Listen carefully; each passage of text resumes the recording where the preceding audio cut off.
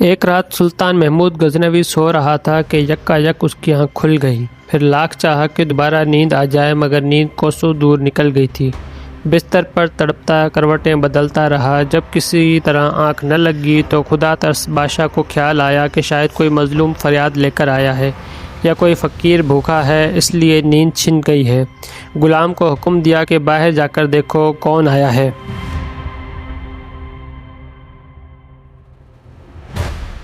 غلام نے باہر جا کر دیکھا تو کوئی نہ تھا۔ واپس آ کر کہا، سلطان کوئی شخص نہیں ہے۔ محمود غزنوی نے پھر سے سونے کی کوشش کی مگر نیند نہیں آئی۔ وہی بے چینی اور گھبراہٹ بڑھ گئی۔ غلاموں کو دوبارہ کہا، اچھی طرح دیکھ کے آؤ کون دانت خواں آیا ہے۔ غلام دوڑ گئے، ادھر ادھر خوب تلاش کیا، پھر واپس آ کر بولے، حضور کوئی نہیں ہے۔ سلطان کو شبہ ہوا کہ شاید غلام تلاش کرنے سے جی چراتے ہیں۔ غصے میں خود اٹھ کھڑا ہوا اور تلوار ہاتھ میں لے کر باہر آیا۔ بہت تلاش کی مگر کوئی نظر نہیں آیا۔ قریب ہی ایک مسجد تھی، اس کے دروازے پر آ کر اندر جھانکا تو آہستہ آہستہ رونے کی آواز آئی۔ قریب پہنچ کر دیکھا تو ایک شخص فرش پر پڑا ہوا تھا۔ اس کا منہ زمین سے لگا ہوا تھا، آنکھوں سے آنسو جاری تھے اور کہہ رہا، سلطان کا دروازہ بند ہے تو کیا ہوا، سبحان کا دروازہ تو کھلا ہے۔ اگر محمود ولی سو رہا ہے تو حرج نہیں، معبود ازلی تو جاگ رہا ہے۔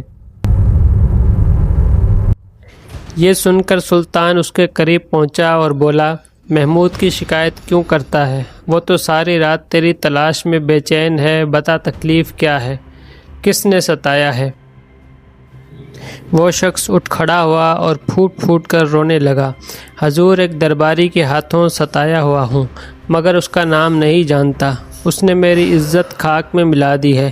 آدھی رات کو مستی کے عالم میں میرے گھر آتا ہے اور میری شریک حیات سے زندگی کی عصمت کو داغدار کرنے کی کوشش کرتا ہے۔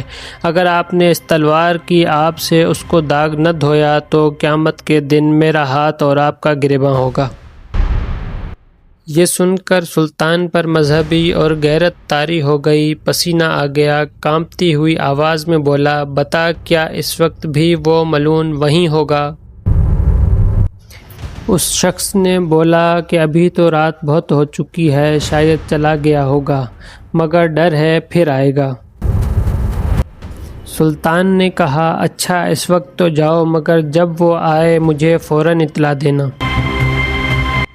وہ شخص دعا دے کر چلا ہی تھا کہ سلطان نے اسے پھر بلایا اور پہرے داروں سے کہا، دیکھو یہ جس وقت بھی آئے، چاہے میں سو رہا ہوں یا جاگ رہا ہوں، فوراً میرے پاس پہنچا دینا۔ اگلی رات وہ شخص شاہی محل کے دروازے پر پہنچا، پہرے داروں نے اسے دیکھتے ہی سلطان تک پہنچا دیا۔ سلطان جاگ رہا تھا، ہتھیار لے کر اٹھ کھڑا ہوا اور بولا، چلو رات کو شکار کرنے والی لومڑی تک مجھے لے چلو۔ وہ شخص آگے آگے، سلطان پیچھے پیچھے۔ گھر پہنچ کر اس نے وہ جگہ بتائی جہاں وہ موجود تھا۔ سلطان نے تلوار کا ایسا بھرپور وار کیا کہ فرش انصاف کے خون سے سرخ ہو گیا۔